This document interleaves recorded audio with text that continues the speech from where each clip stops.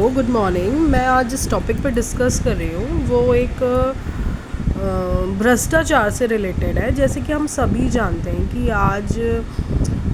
आज की जो स्थिति है हमारे विश्व की, आप जानते हैं कि ईरान और अमेरिका का युद्ध चल रहा है और मोस्ट ऑफ द जो गैस है, जो कच्चा तेल है, वो हमारे कहाँ से आता है? हॉर्मुज़ संधि के थ्रू आता है, ईरान से आता है। बट आप सोचिए कि इस जो ये संकट की घड़ी है, इसमें क्या हो रहा है कि कैसे ना कैसे करके भारत तो इसकी सप्लाई कर रहा है अपने देश पे। पर यहाँ पे आप सोचिए कि देखिए, जब भी कभी ऐसी स्थिति बनती है कि एक हैट्रिक होता है कि ये चीज़ अब नहीं मिलने वाली है, इसकी शॉर्टेज चल रही है, ये चल रही है, तो लोग क्या करते हैं? लोग उसको स्टोरेज करना चालू कर देते हैं। स्टोरेज दैट मीन्स आपकी नीड नहीं भी है तो आप भविष्य के लिए उसको स्टोरेज करने के चालू कर देते कि कल को पता नहीं क्या हो क्या नहीं हो। तो ये स्टोरेज के चक्कर में कहीं ना कहीं जो सब चीज़ें नॉर्मल चलती रहती हैं तो वो एक्चुअली क्या हो जाती हैं? पैनिक हो जाती हैं। तो और दूसरी बात क्या है कि यहाँ पे दूसरा क्या है कि एक भ्रष्टाचार जन्म लेता है। जैसे जमाखोरी जैसे बोलते हैं हम।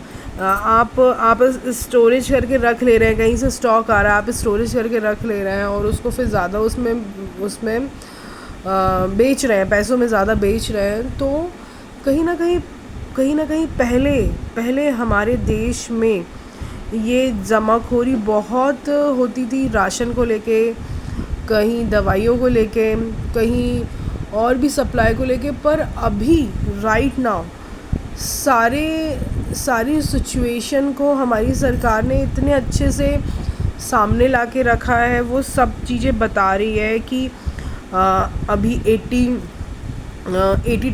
मीट्रिक थाउजेंड कच्चा तेल हमारे पास के 2 से 3 जहाज़ पासेस हो चुके हैं हॉर्मुज़ जल संधि से।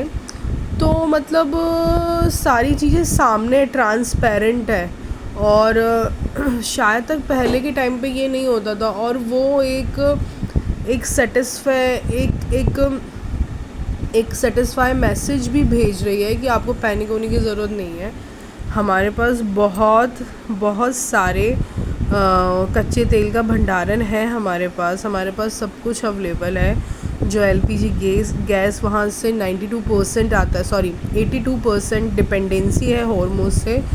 तो हॉर्मुज़ भी भारत के लिए सप्लाई कर रहा है। उन्होंने ऐसे अपने संबंध रखे हैं दूसरे देशों से, इस तरीके से वो कांटेक्ट करते हैं मिस्टर नरेंद्र मोदी और सारी चीज़ें आसान हो रही है। तो दैट मीन्स क्या होता था पहले के टाइम में? क्या होता था कि ये जमाखोरी चलती थी और ये चीज़ें सामने नहीं हो पाती थी। पर आज की जो नेता, हमारे देश के जो नेता हैं, जो लीडर हैं, वो मिस्टर नरेंद्र मोदी, उनने इतना आसान कर दिया, इतना सरल कर दिया है सब चीज़ों को कि ऐसी स्थिति होने के बाद भी कि विश्व में ये चल रहा है सिर्फ एक मैसेज से कि आपको स्टोरेज करने की और पैनिक होने की ज़रूरत नहीं है।